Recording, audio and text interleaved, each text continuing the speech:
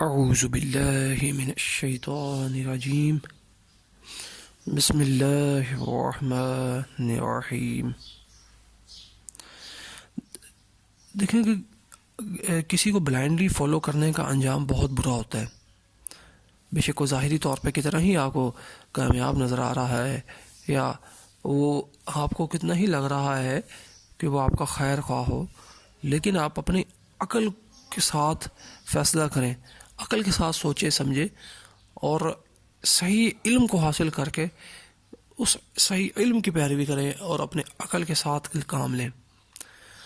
ایک چیز دیکھیں کہ ہارڈ اینڈ فاسٹ رول نہیں ہوتا، ایکسٹریمسٹ نہ بنیں کسی بھی چیز میں۔ اگر اسلام کو بھی آپ فالو کر رہے ہیں، اسلام نے ہمیں جو درس دیا ہے نا، ایک بہت ہی زبردست طریقے کا درس دیا ہے، بہت ہی زبردست زندگی کا درس دیا ہے، بہت ہی زبردست احکامات ہیں۔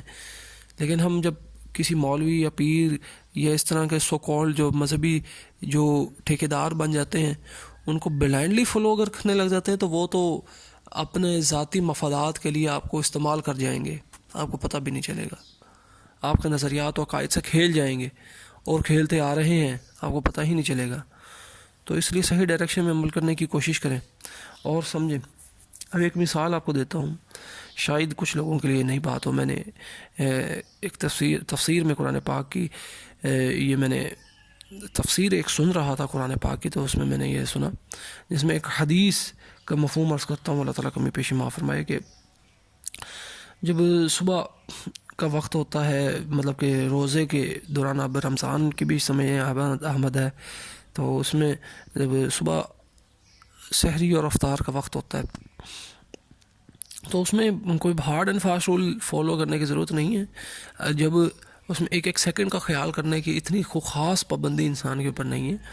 جب انسان کو ظاہری طور پہ جو افق، مطلب آسمان پر وہ علامات ظاہر ہو جائیں، جب سحری کا ٹائم جو ختم ہوتا ہے اور فجر کا ٹائم شروع ہوتا ہے، تو تب وہ روزہ جو ہے وہ سحر کر لے، یا اگر وہ لیٹ اٹھا ہے اور ابھی فجر کا ٹائم ہونے والا ہے یا تو وہ اپنی سحری پوری کرے، اور اگر جس طرح سے ٹائم ہو بھی جاتا ہے تو وہ اپنا کھانا ایک تسلی بخش جو وہ جاری رکھے اور اپنی حاجت کے مطابق کھا لے۔ یہ حدیث سے مفہوم عرض کر رہا ہوں۔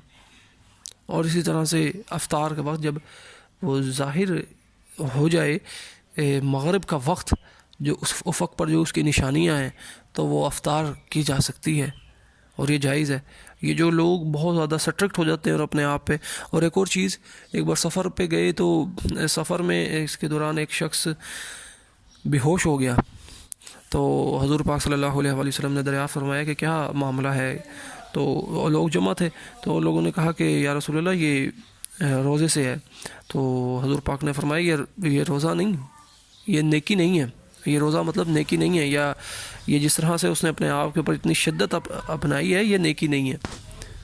اور اسی طرح سے جہاد کے اوپر بھی جو ہے حضور پاک صلی اللہ علیہ وسلم روزہ رکھنے سے منع فرماتے تھے، اور اسی طرح سے سفر کے دوران بھی رسول اللہ نے اجازت دی ہے۔ کبھی رسول اللہ صلی اللہ علیہ وسلم کی سنت مبارکہ ہے، کبھی روزہ رکھ لیتے تھے اور کبھی روزہ نہیں رکھتے تھے۔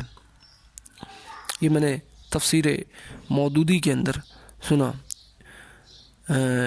جو کہ ابو الاعلیٰ مودودی صاحب ہیں، ان کی تفسیر کے اندر یہ میں نے سنا، اور یہ میں نے بہت اچھی چیز سنی اور میں نے یہ شیئر کرنا چاہی۔ اور میں بار بار کہتا ہوں کہ غمان سے ہٹ کے حق کی پیروی کرنے کے لیے ڈائریکٹلی قرآن اور صحیح حدیث کو سنیں، اس کو سمجھیں، اس پر عمل کرنے کی کوشش کریں۔ اللہ تعالیٰ ہمیں دنیا و آخرت میں کامیابی عطا فرمائے، آمین۔ اللہ حافظ۔